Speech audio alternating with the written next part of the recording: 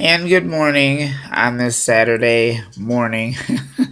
It's actually been a very interesting morning so far. And thank you so much for joining me on Eric's Autism World. Like I said, that this is the name of our blog, Eric's Autism World, and I just want to thank everybody for joining us this morning on this Saturday morning. I haven't been doing blogs, but we'll get into that specifically in another video. Today we're going to talk basically about very challenging behaviors, and we're going to talk more about autism and stuff like that. Today we're going to basically feed in on challenging behaviors that you have to deal with on a daily basis and how to control that behavior, redirect them, and just basically calm them down. Is basically what I am really focused on, and I deal with this all the time. And it can be challenging for any parent that may be watching this video. And it's very important that parents are kind of aware of all challenging behaviors, especially the ones that have autism. That is very, very difficult, especially for the ones that don't even know that they have autism, that type of thing. Um, you know, um, like I said, it can be a challenge, but if you redirect them, think of an activity that they like to do, sometimes it's well worth it. Get them out in the community, get them exposed, around people, stuff like that. But if you notice that for whatever reason it is, if their behavior changes and becomes quite severe, you want to not, you basically want to redirect them and take them in an isolated area and just let them calm down, basically. If they become overwhelmed, overstimulated, that type of thing, and they become like aggressive, mad, vice versa, all that kind of stuff. Um, you want to do whatever you can to, make sure that they're safe, basically, and safety is one of the things that I basically am really very cautious on, and I do pay attention to that very, very, very closely. I do monitor it, and I'm just gonna also say, I have a sister that is low functioning, and I'm on the higher, I'm high functioning. So we'll get into myself later personally. We'll do a blog on me personally, but we're basically focusing on behaviors and how you should handle them and things like that. And we'll talk about the rest of that in another vlog. But we're talking about how to handle it and stuff like that, and how challenging it can be and what you should do about it and stuff like that. Um, I will just say for the most part, and it basically all depends on the day. It basically depends on what's going on, this type of thing. Every day is different. They can either have a good day, they could have a bad day, and if they are having a good day and then all of a sudden it changes, like right now, I'm trying to get her to listen. Are you behaving over there? Hold on just a minute. uh, Jackie, are you behaving over there? Are you watching your movie? Or are you looking at your books? Okay.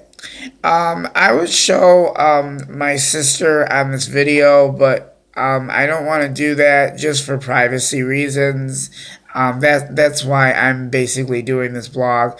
I would show her, but I don't want to do that just for privacy. So, um, basically, what I try to do is be as calmly as I can with her. And I know it's very challenging. I know it's very frustrating. And then parents, adults, that type of thing, they're like wondering, oh my goodness, how do we handle this? What activities do they like to do? It is what you're wondering. And you should write them down. So then that way you know. Like for an example, if you take them out in the community, and they're around a lot of people, that can be a big problem, especially if it's crowds, that type of thing, like going to the fair, taking them to the circus, that type of thing. So it basically depends on what activity, what's going on that day, and what their behavior is like. And then you have to decide what to do as a parent and what you feel is best and safe for that matter, I should say. And you don't want them to do any harm to themselves. And I would just say redirecting them as calmly as you can. And if you feel that they are going to try and harm themselves, redirect them as possible. Talk to them, try and resolve the issue, but don't make it into a big ordeal. Don't like get all stressed out and like yell at them and go, oh, okay. Like for an example, I'll give you an example of what you shouldn't do is that if you have a special needs child, teenager, whatever you want to call it, don't go up to them and let's say you want to redirect them and, try and resolve the situation. And let's say their behavior is so severe and it gets out of control. You immediately want to isolate the problem and make sure that they're safe. There have actually been times just to make it short, where I've had to take her outside or, change the activity. But basically, you just want to calm them down, ask them what is going on if they understand, and if they're able to verbally tell you a little bit of what happened, then you can actually figure out or plainly ask maybe some other people if they know what's going on, and then you can just plan out for the rest of the day on if you should take them out, what would be safer. I have a whole bunch of things that I know that will keep them safe, and basically it would be if they're not going to behave out in the community, and let's say you want to take them to church, or you want to take them to the grocery store, you want to take them to the mall. Um, it like I said, I am just going to say I'm just a person, and I'm human, all that kind of stuff. We're all human, and a lot of people that have special needs. You know, some other people that don't understand about their special needs, that type of thing. There are other problems that they may have, medical problems, all that kind of stuff. They may not understand that. So you might want to just give them some advice and be like, okay, I have a special needs child, adult. And I just want to tell you verbally a couple of things that you should be aware of. You don't really have to get into all the details if you're uncomfortable with that, Or if a person is coming up to you and saying, for an example, oh, what is wrong with this person? Can you give me just an example so I know what to do? Or let's say that somebody it really wants to faithfully try and help you out, and they want to know exactly what their problem is. It would be your decision if you want to discuss that, or verbally give them a small example and say they have special needs and they have like behavioral problems, to make it short, and that would be it. Like with me, that's basically what I do. Is I'm like, I have a sister that is special needs, and I deal with challenging behaviors. Basically, all depends on the day. Like I said, they might have a good day. It can turn into a good day for a while, and then if something goes on and they get agitated and somebody really makes them mad, like yelling at them, you know, I would say basically yelling at them, they're immediately going to react to that problem, and they're going to get mad, and it can turn into a dangerous situation. So you want to redirect them, be very calmly to them, and like I said, if it comes to that and you have a problem, you want to make sure that you have them in a safe environment. Make sure that you do keep them safe. And if you feel that keeping them at home is the best option to keep them safe, that would be the best thing to do. And then step number two would be rewarding them. Rewarding them by taking them out for an outing, and that's basically what I do with her. I try to get her out as much as possible. Um, she normally likes to go out. I'll ask her, where do you want to go? She'll say, I want to go to the library, I want to go to the dollar store, or she'll be like, I want to go to McDonald's, that type of thing. So you have to kind of ask them, what do you want to do? And another thing that I'm thinking about doing is making a calendar and trying to figure out exactly what she wants to do. But I'm going to say, for people that have special needs, like I have special needs, but like I said, that's going to be a blog at another time about me. But I just wanted to talk about challenging behaviors and stuff like that for people that don't understand, and they're trying to figure out, okay, like you're in a store and a lot of people are noticing, okay, why do they behave like that? Why are they acting this way? People start to wonder, you know why are they acting like that? But the other thing that I do understand now is that I know why I really much know exactly why they act like that, and especially if they've lived with you all of your life, then you pretty much know what their behavior is, and you know how to keep them safe, and all that kind of stuff. You pretty much know behavior wise what to do, and redirecting, all that kind of stuff. So, like I said, you want to make sure that they're safe at all times. If a lot of people, let's say you take them to out for lunch.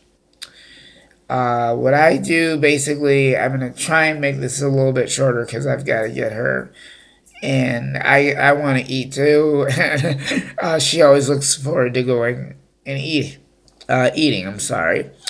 So I am going to make this short. The other thing I do want to talk about is like when you take them out in the community, and especially if you're going to take them to a restaurant or any kind of place like that. Um, if it's going to be a distraction and there's going to be a lot of people in a restaurant, that is a problem. If you take them, like, let's say, an isolated area where there's not a lot of people, that's different. But if there's tons of people, to make it short, you want to, like, check out the situation.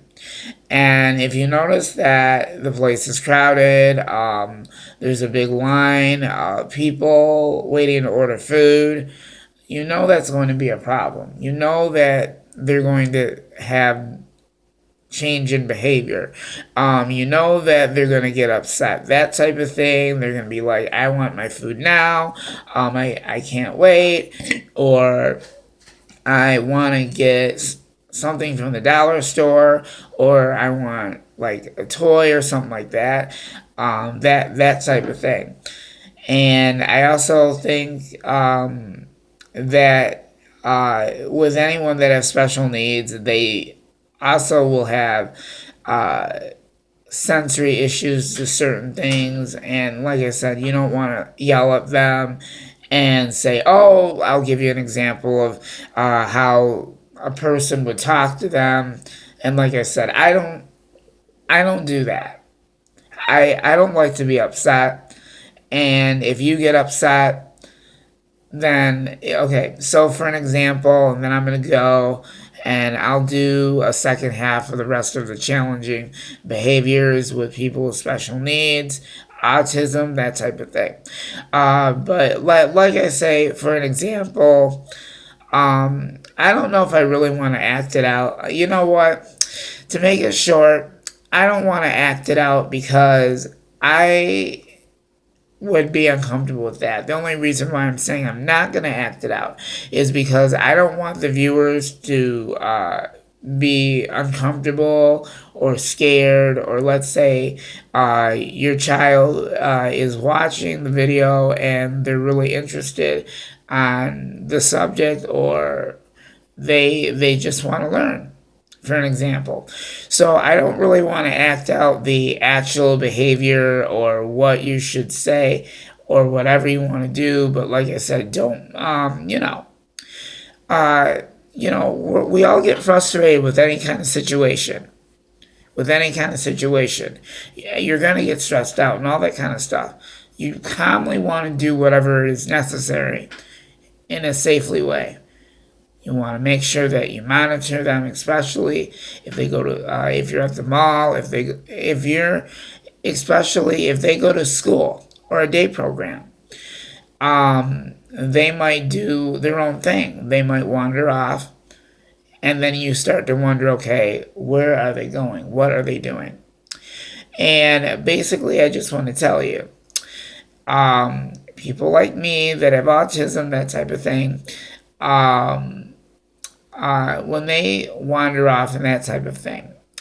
It is basically where I don't really know how to pronounce it. I am just going to say that they're basically in their own world, that type of thing, and they're blocking out certain situations like people yelling and people screaming, that type of thing. So if they start to walk away from a crowded room, then you pretty much know that they don't want to, they're overwhelmed, and they don't want to deal with that, and they want to be in a quiet area. So if you notice that they're wandering off, it may be because it's too loud, that type of thing.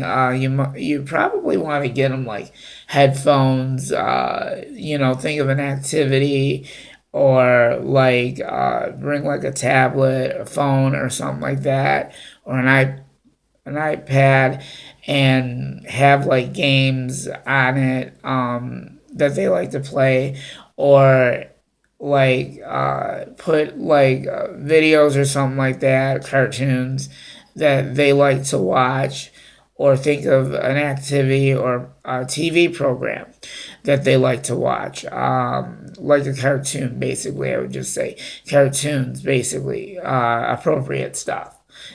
You want to make sure that, especially if they're watching television, you want to make sure that the movies are appropriate, If there's a lot of swearing and stuff, there is the possibility that they might repeat those actual words, and they're acting out what they hear and what they do. That type of thing, and you want to redirect them and say that's not appropriate. You know, you want to make sure that it's very very in a calmly manner. You want to make sure that they understand, and they may not understand. They may not understand what you're saying. If you make it into a long sentence and say, oh, you shouldn't do that and all this kind of stuff, and let's say another person has autism and they say, and they totally understand what's going on. They may say, I don't understand what you're saying. And the other person says, oh, I deal with this all the time. And let's say verbally it's a person that they work with. I'm not going to mention names because that would be like confidentiality. So we'll just say that. And I don't want to go overboard with that subject. So let's say you're trying to handle the situation and you know exactly what you're dealing with, that type of thing, and you're trying to explain to this person, is there any way that I can handle it? And if they say no, and they say, we deal with this all the time. We deal with the challenging behavior in all of this. We know what to do. And let's say you want to treat them their french fries or take them to the mall or something like that. And if someone wants to help them out and they want to reward them and say, I will get you french fries, or I'll get you a hamburger, or I'll get you something from the dollar store. Do something that's nice. You don't want to yell at them. You don't want to yell at them because, like I said before, if you yell at them, they are going to react to it and they're going to get mad and all this other stuff. And their episode could last like maybe a few minutes, maybe an hour. It all depends on what's going on. But you got to be very careful on what you say and do because maybe there are certain words they don't want to hear. Like, for an example, saying no to somebody or to them. They may not like to hear the word no. And that can be a challenging behavior. Like, for an example, you go up to your child, your teenager, and they have autism, special needs, vice versa, and you go up to them and you say, no. And you go, no, you shouldn't do that. And I'm going to make it short like that because I just told you I'm not going to act a whole bunch of stuff out specifically because I'm going to make this appropriate. But I was just acting out and giving you a plain example of what I have noticed. And when I see the way they get treated and the way parents may talk to them, you want to be really, really calmly and talk to them as calmly as you can and just say, what is wrong? Can you tell me what's wrong? Or ask them how their day was. And if they don't know how their day was, ask a friend, ask their staff at the day program or their school, give them a call, or ask a principal and say, I want to have a meeting. Can we meet with you in private? I just want to know how my son, daughter is doing in school, or day program, or school, all of that. You basically want to know how they're doing, and that's actually a really good thing to do.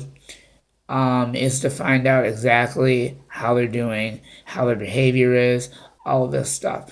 But I am, excuse me, I don't mean to make this short, but I am going to go and get my sister down for breakfast. She always looks forward to that. And I just want to remind you, if you go to a restaurant, that type of thing, you want to basically check out the situation. If it's going to be overwhelming, if it's going to be completely crowded, packed with people, that is definitely going to be a challenging behavior, and that is going to be something that that individual, that child, that adult is not going to be able to handle. And specifically, people are going to wonder why. Okay, why are they acting like that? So you want to redirect them and then think of an activity or a subject or something that will calm them down. But I do have to go. It is actually 7:45, and I don't know exactly what what's really going on right now in the dining hall. So I really got to go, and I want to thank all of you guys for joining me on Eric's Autism World. And I'll be making blogs basically on different subjects and all of that. So thank you for joining me, and I'll see you in the next one. Bye. And if you have any questions or concerns, please leave them in the comments below, and I will get back to you as soon as I can. I do look at the comments and all that stuff daily. So if you have any comments and you want to know certain things, just feel free to ask. So I'll discuss more in the next vlog. But once again, to all the viewers and people that don't understand about people that have special needs, vice versa, I just want to thank all the viewers up front for joining me. And we'll see you later. Have a good day, and we'll talk to you later. Bye.